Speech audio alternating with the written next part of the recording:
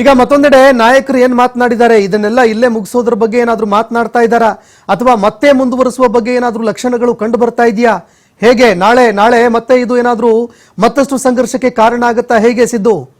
ಖಂಡಿತವಾಗ್ಲೂ ಸಂತೋಷ್, ಈಗ ನೋಡಿದ್ರೆ ಘಟನೆ ಯಾವುದೇ ರೀತಿಯಾಗಿ ಈ ಘಟನೆ ಇಷ್ಟಕ್ಕೆ ಮುಗಿಯುವಂತ ಸಾಧ್ಯತೆಗಳು ಕೂಡ ಇಲ್ಲ. ಈಗ ಇದು ರಾಜ್ಯಾದ್ಯಂತ ಕೂಡ ಈ ಸುದ್ದಿ ಆಗಿದೆ ಅಂತಾನೆ ಹೇಳ್ಬೋದು. ಅದರಲ್ಲೂ ಪ್ರಮುಖವಾಗಿ ದೊಡ್ಡ ಕಾರ್ಯಕ್ರಮ ಅದು ಮಹರ್ಷಿ ವಾಲ್ಮೀಕಿ ಅವರ ಕಾರ್ಯಕ್ರಮ ಆಗಿತ್ತು. ಈ ಕಾರ್ಯಕ್ರಮಕ್ಕೆ ಪ್ರಾರಂಭ ಆಗುವ ಹಂತದಲ್ಲೇ ಇದು ಮಹರ್ಷಿ ವಾಲ್ಮೀಕಿ ಅವರ ಕಾರ್ಯಕ್ರಮಕ್ಕೆ ಈ ರೀತಿ ಆದ್ರೆ ಇದು ದೊಡ್ಡವಾದಂತ ಒಂದು ಕಪ್ಪು ಚುಕ್ಕೆ ಅಂತ ಹೇಳ್ಬೋದು. ಜೊತೆಗೆ ಇಲ್ಲಿ ಕೆಲವೊಂದಿಷ್ಟು ಈ ಗಲಾಟೆಗಳೇನಿವೆ, ಗಲಾಟೆಗಳನ್ನ ಬಗೆಹರಿಸಬೇಕು ಅನ್ನುವ ನಿಟ್ಟಿನಲ್ಲಿ ಬಿಜೆಪಿಯಿಂದ ಕೆಲವು ಪ್ರಮುಖ ಮುಖಂಡರು ಕೂಡ ಗಾಲಿ ಜನಾರ್ದನ್ ರೆಡ್ಡಿ ಅವರ ಜೊತೆಗೆ ಮಾತನಾಡುವಂತ ಕೆಲಸಗಳನ್ನ ಸಹ ಮಾಡ್ತಾ ಇದ್ದಾರೆ ಅನ್ನುವಂಥದ್ದು ಇದೆ. ಇನ್ನು ಈ ಕಡೆ ಕಾಂಗ್ರೆಸ್ ಪಕ್ಷದಿಂದ ನೋಡಿದ್ರೆ ನಾರಾ ಭರತ್ ರೆಡ್ಡಿ ಅವರ ಕಡೆಯಿಂದ ಕೆಲವೊಂದಿಷ್ಟು ನಾಯಕರುಗಳನ್ನು ಕೂಡ ಮಾತನಾಡಬೇಕಾಗತ್ತೆ. ಆದ್ರೆ ಇಲ್ಲಿ ಯಾರು ಮಧ್ಯಸ್ಥಿಕೆ ವಹಿಸಿ ಅವರಿಬ್ಬರನ್ನ ಸರಿ ಮಾಡುವಂತ ಕೆಲಸವನ್ನ ಆಗಿರ್ಬೋದು ಅಥವಾ ಈ ಗಲಾಟೆಯನ್ನ ಇಲ್ಲಿಗೆ ನಿಲ್ಲಿಸುವಂತ ಕೆಲಸವನ್ನ ಮಾಡ್ಬೇಕಾಗತ್ತೆ. ಇಲ್ಲಾಂದ್ರೆ ಈ ರೀತಿಯಾದಂತ ಗಲಾಟೆಗಳು ಈ ಮುಗಿಯುವಂತ ಅಂತ್ಯಕ್ಕೆ ಕೂಡ ಇಲ್ಲ. ಯಾಕಂದ್ರೆ ಈಗಾಗಲೇ ಗಾಲಿ ಜನಾರ್ದನ್ ರೆಡ್ಡಿ ಕೂಡ ನಾನು ಎಲ್ಲದಕ್ಕೂ ರೆಡಿ ಇದ್ದೀನಿ ಅನ್ನುವಂತ ಲೆಕ್ಕದಲ್ಲಿ ಅವರು ಕೂಡ ಒಂದು ಕಡೆ ನಿಂತ್ಕೊಂಡಿದ್ದಾರೆ.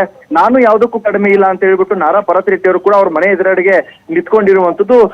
ನಾರಾ ಭರತ್ ರೆಡ್ಡಿ ಅವರು ಕೂಡ ಹೇಳಿದ್ರು, ಒಂದು ಮೂರ್ತಿ ಪ್ರತಿಷ್ಠಾಪನೆಗೆ ಈ ರೀತಿ ಆದ್ರೆ ನಾವು ಇದನ್ನ ಇಷ್ಟಕ್ಕೆ ಯಾವ ರೀತಿಯಾಗಿ ತೆಗೆದುಕೊಳ್ಳೋಕ್ಕಾಗತ್ತೆ, ಒಬ್ಬರು ಪ್ರಾಣ ಹಾನಿ ಆಗಿದೆ, ಇದನ್ನ ಯಾರು ಕಟ್ಕೊಡ್ತಾರೆ ಅನ್ನುವಂಥದ್ದನ್ನ ಮಾತನ್ನ ಕೂಡ ಹೇಳ್ತಾ ಇದ್ರೆ. ಸದ್ಯ ಈಗ ಈ ವಾತಾವರಣ ಎಲ್ಲವನ್ನ ಗಮನಿಸ್ತಾ ಹೋದ್ರೆ ಇದು ಯಾವುದೇ ರೀತಿಯಾಗಿ ಇವತ್ತಿಗೆ ತಣ್ಣಗಾಗುವಂತ ಹಂತಕ್ಕೆ ಕೂಡ ಇಲ್ಲ. ಹೀಗಾಗಿ ಹೆಚ್ಚಿನ ಭದ್ರತೆಯನ್ನ ಕೂಡ ಮಾಡ್ತಾ ಇದ್ದಾರೆ ಮತ್ತು ಅತಿ ಹೆಚ್ಚಾಗಿ ಪೊಲೀಸರ ಸಂಖ್ಯೆ ಕೂಡ ಈ ಕಡೆ ಧಾವಿಸ್ತಾ ಇದ್ದಾರೆ. ನಾಳೆವರೆಗೂ ಕೂಡ ಈ ಘಟನೆ ಎಲ್ಲಿಗೆ ಹೋಗಿ ತಲುಪುತ್ತೆ ಅನ್ನುವಂಥದ್ದು ಕೂಡ ಕಾದು ನೋಡ್ಬೇಕಾಗುತ್ತೆ. ಸಂತೋಷ್, ಧನ್ಯವಾದಗಳು ಸಿದ್ದು ನಿಮ್ಮೆಲ್ಲ ಮಾಹಿತಿಗೆ. ಪರಿಸ್ಥಿತಿ ಎಲ್ಲಿಗೆ ಹೋಗಿ ನಿಲ್ಲತ್ತೆ ನೋಡ್ಬೇಕಾಗತ್ತೆ. ಯಾರದ್ದೋ ರಾಜಕೀಯ ಹಿತಾಸಕ್ತಿ, ಯಾರದ್ದೋ ಬ್ಯಾನರ್ ಕಟ್ಟೋದಕ್ಕೆ ಹೋಗಿ ಈ ನಡುವೆ ಅಮಾಯಕರು ಬಲಿಯಾಗ್ಬಿಟ್ಟಿದ್ದಾರೆ. ಗಾಳಿಯಲ್ಲಿ ಗುಂಡು ಹಾರಿಸಿದ್ಯಾಕೆ, ಅಂತಹ ಪರಿಸ್ಥಿತಿ ಏನಿತ್ತು ಬಾಡಿಗಾರ್ಡ್ಗಳಿಗೆ, ಇದೆಲ್ಲದರ ಬಗ್ಗೆಯೂ ಕೂಡ ತನಿಖೆ ಆಗಬೇಕು. ಜೊತೆಗೆ ಕಲ್ಲು ತೂರಾಟ ಮಾಡಿದವರು ಯಾರಿದ್ದಾರೆ ಅಂಥವರನ್ನ ಹುಡುಕಿ ಹೆಡೆಮುರಿ ಕಟ್ಟೋದಕ್ಕೆ ಪೊಲೀಸ್ ಅಧಿಕಾರಿಗಳು ಮುಂದಾಗಬೇಕು.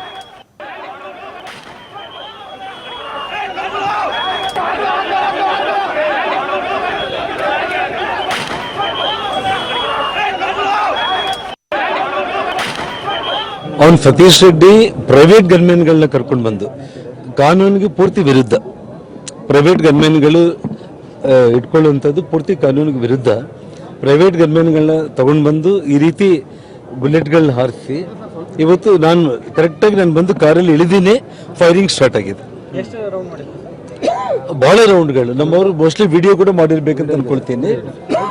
ವಿಡಿಯೋ ಮಾಡಿದ್ರೆ ದಯಮಾಡಿ ನಮ್ಮವರು ಯಾರು ವಿಡಿಯೋ ಮಾಡಿದ್ದಾರೆ ಅದನ್ನ ಮೀಡಿಯಾದವ್ರು ಕೊಟ್ಬಿಡಿ. ನೀವು ಫೈರಿಂಗ್ ಮಾಡಿದ್ದನ್ನ ಸ್ಟ್ರೈಟ್ ಅವೇ ನಾನು ಕರೆಕ್ಟಾಗಿ ಕಾರ್ ಇಳಿದಿದ್ದೀನಿ, ಒಬ್ಬನ್ ಕೂಗ್ತಾ ಇದ್ದ ಜನಾರ್ದನ್ ರೆಡ್ಡಿ ಬಂದ ಅಂತ ಹೇಳಿ.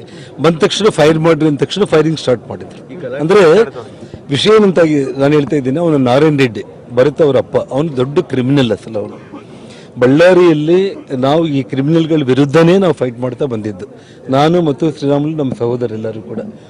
ಈ ಕ್ರಿಮಿನಲ್ಸು, ರೌಡಿ ಗ್ಯಾಂಗ್ಗಳು, ಇವಾಗ ಅವನ ಹಿಂದೆ ಮರ್ಡರರ್ಸ್ನೆಲ್ಲ ಇಟ್ಕೊಂಡಿದ್ದಾನೆ. ಅವನು ಭರತ್ ಮರ್ಡರರ್ಸ್ನ ಇಟ್ಕೊಂಡಿದ್ದಾನೆ, ಕೂಲಿಗಳು ಮಾಡೋರ್ನ ಇಟ್ಕೊಂಡಿದ್ದಾನೆ ಎಲ್ಲ. ಅವರಪ್ಪ ನಾರಾಯಣ್ ರೆಡ್ಡಿ ಏನು ಕ್ರಿಮಿನಲ್ ಇದ್ನೋ ಮಗ ಕೂಡ ಅದೇ.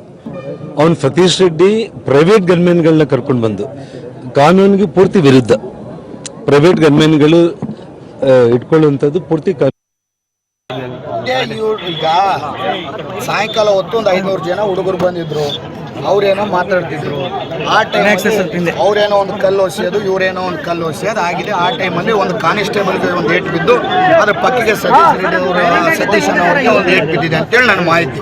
ಅದಕ್ಕೋಸ್ಕರ ನಾನು ಅಲ್ಲಿಂದ ಇಲ್ಲಿ ಬಂದರೆ ಅಷ್ಟೊತ್ತಿಗೆ, ಯಾಕಂದರೆ ಆ ಕಾರ್ಯಕ್ರಮವನ್ನು ಸಕ್ಸಸ್ ಮಾಡ್ಬೇಕಂತೇಳಿ ಒಂದು 2-3 ತಿಂಗಳಿಂದ ವಾಲ್ಮೀಕಿ ಅಜ್ಜಿಯವ್ರ ಕಾರ್ಯಕ್ರಮ ಮಾಡಬೇಕು, ಇಡೀ ವಾಲ್ಮೀಕಿ ಸಮುದಾಯಕ್ಕೆ ನಾವೊಂದು ಹೆಗ್ಗಳಿಕೆ ಆಗಿ ಹೇಳ್ಕೊಳಂಥ ಕಾರ್ಯ ನಾವು ಮಾಡ್ಬೇಕಂತೇಳಿ ನಾವು ನಾಗೇಂದ್ರಣ್ಣವರು, ಗಣೇಶ್ ಅಣ್ಣವ್ರು ಎಲ್ಲರೂ ಪ್ರಯತ್ನ ಮಾಡ್ತಿದ್ರೆ, ಆದರೆ ವಾಲ್ಮೀಕಿ ಅಜ್ಜನ ಹೆಸರು ಹೇಳ್ಕೊಂಡು ಇವತ್ತು ಬಳ್ಳಾರಿಯಲ್ಲಿ ರಾಜಕೀಯ ಮಾಡಿದಂಥವ್ರು ಇವತ್ತು ಅಜ್ಜನ ಅನಾವರಣ ಆಗಬಾರ್ದು, ಅಜ್ಜನ ಅನಾವರಣ ಆಗಬಾರ್ದು ಅಂತಿಲ್ಲ, ಅವ್ರ ಮೇಲೆ ಇಷ್ಟು ಮಾಡಿ ಕಾರ್ಯಕ್ರಮವನ್ನು ಮುಗಿಸ್ಬೇಕಂತ ನೋಡ್ತಿದ್ದಾರೆ ಅಂತಂದ್ರೆ ಇವತ್ತು ಬಳ್ಳಾರಿ ಜನತೆ ತಿಳ್ಕೊಬೇಕು, ರಾಜ್ಯ ಜನತೆ ತಿಳ್ಕೊಬೇಕು ಅಂತ ರಾಕ್ಷಸ.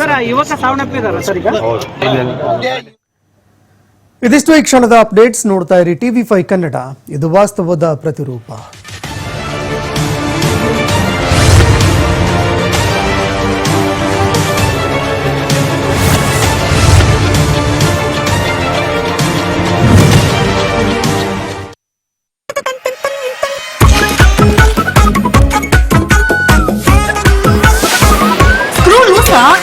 Loose offer. Phone theft, loss, damage protection ಮತ್ತು ಓಲ್ಡ್ ಹೋಮ್ ಅಪ್ಲೈನ್ಸಸ್ ಗಳಿಗೆ 365 ಡೇಸ್ ಅನ್ಲಿಮಿಟೆಡ್ ಸರ್ವಿಸ್ ಕೇವಲ 99ಗೆ. ಬೇರೆ ಎಲ್ಲಾದ್ರೂ ಫೋನ್ ತಗೊಂಡ್ರೆ your screw is more loose. Sangeetha.